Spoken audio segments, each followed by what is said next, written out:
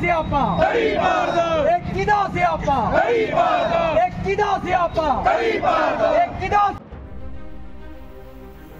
केंद्रीय गृह मंत्री अमित शाह ने केंद्रीय सदन में जो बाबा भीमराव आम्बेडकर को लेकर तथाकथित टिप्पणी की थी, उसको लेकर देश और प्रदेश में आक्रोश थमता नजर नहीं आ रहा है।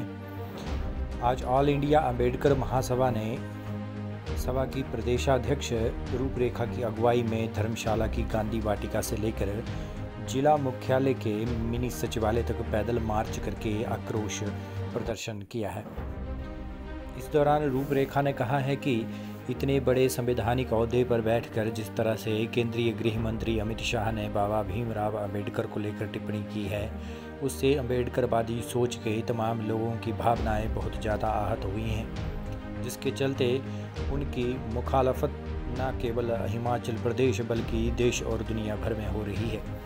उन्होंने कहा है कि बाबा अम्बेडकर न सिर्फ दलितों के मसीहा थे, बल्कि उन्होंने जब संविधान की रचना की थी तो इस देश के हर नागरिक को वो अधिकार प्रदान किए थे, जिसके तहत हम आज हर लिहाज से आज़ादी महसूस करते हैं। उन्होंने कड़े शब्दों में अपनी बात रखते हुए कहा है कि जब तक अमित शाह अपने संवैधानिक ओहदे से त्यागपत्र नहीं देते और उनकी ओर से ये आक्रोश प्रदर्शन लगातार जारी रहेगा। इस दौरान उन्होंने राष्ट्रपति द्रौपदी मुर्मू के नाम का हिमाचल प्रदेश के राज्यपाल शिव प्रताप शुक्ला को एक ज्ञापन भी भेजा, जिसमें उन्होंने साफ शब्दों में केंद्रीय गृह मंत्री के त्यागपत्र की मांग उठाई है। हिम खबर के लिए धर्मशाला से राहुल चावला की रिपोर्ट।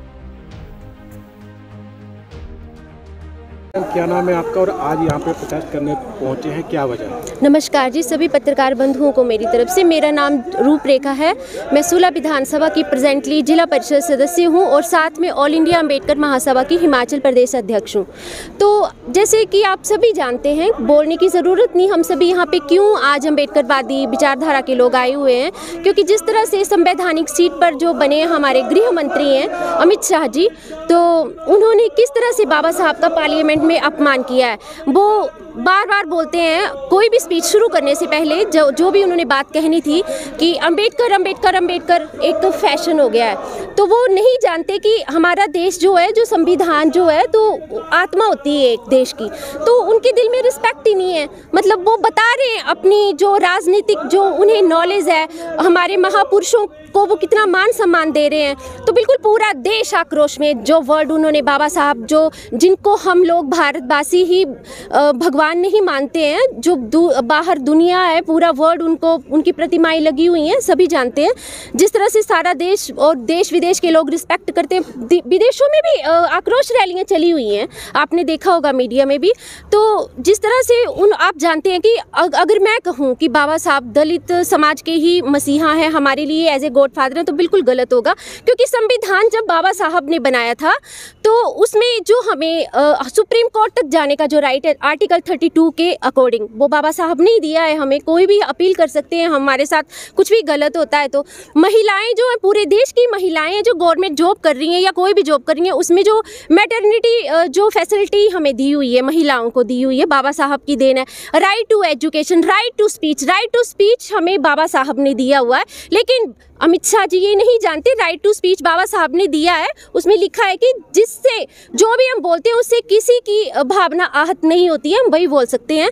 बाकी बाबा साहब ने जो हमें लेबर लॉ, कई तरह के कानून जो हमें दिए थे, दूसरे जो विकसित जो डेवलपमेंट कंट्रीज़ हैं, उनको स्विट्ज़रलैंड जैसे देशों में 1971 में 1971 में महिलाओं को वोट डालने का अधिकार मिला था। हमारे बाबा साहब ने हमारे देश की महिलाओं को 1950 में ये राइट दिया हुआ है। और भी कई तरह के जो राइट्स हमें दिए हुए हैं। आज बीजेपी सरकार बोलती है कि बेटी बचाओ बेटी पढ़ाओ, ये बहुत पहले से संविधान की देन है, हमें बाबा साहब की देन है, कोई भाजपा सरकार की देन नहीं है। और भाजपा सरकार इतनी घटिया सरकार है, आपको पता होगा जब मणिपुर वायलेंस में जातीय हिंसा चली हुई थी, मणिपुर वायलेंस जो चला था, मणिपुर एक राज्य है, हमारे अपने देश का राज्य है, जहाँ पे पूरा देश आक्रोश में था, बहनों और बेटियों को, महिलाओं को नंगा करके घुमाया गया था। तब भाजपा सरकार के जो हमारे मोदी जी हैं प्रधानमंत्री, उनके लिए तो 5 उंगलियां समान होनी चाहिए, पूरे राज्य और राज्य के लोग समान होने चाहिए। उनकी तरफ से कोई स्टेटमेंट नहीं आई थी महिलाओं के बारे में, कोई लोग कट रहे थे, मर रहे थे, बलात्कार हो रहे थे, नंगा घुमाया जा रहा था, कोई बयान नहीं था।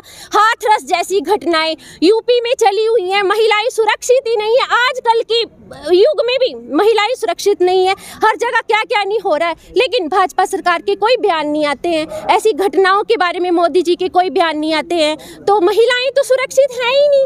आज तो पूरा देश खतरे में है। संविधान, जो आत्मा हमारे देश की, संविधान निर्माता जो एक भगवान है हमारे लिए, उनका मजाक पार्लियामेंट संसद जैसे मंदिर में बनाया जा रहा है। तो बिल्कुल हम पता चल रहा है कि हमारी जो भारत सरकार, जो जिसका आज राज है हमारे देश में, उनके नेताओं की क्या सोच है हम लोगों के बारे में, बाबा साहब के बारे में। वो अपनी बुद्धि का जो है बिल्कुल परिचय दे रहे हैं देश विदेश में कि भारत में किस तरह के गृह मंत्री जो सीट पे बने हुए हैं। तो मेरी तो यही मांग है, और इस तरह की जो रैलियां चली रहेंगी जब तक, बिल्कुल माफी मांगने से काम नहीं चलेगा। पूरा देश आहत है, सबकी भावनाओं को ठेस पहुंची है। तो जब तक वो अपनी जो संवैधानिक सीट पे बने रहने का अमित शाह को कोई अधिकार नहीं है, जब तक वो उस संवैधानिक सीट से त्याग पत्र देते हैं तभी ये शांत होगा माहौल। नहीं तो पूरे देश में इस तरह की रैलियां चली रहेंगी और हम सभी जो देशवासी हैं बाबा साहब का अपमान बिल्कुल नहीं सहेंगे। जय भीम, जय संविधान, जय भारत।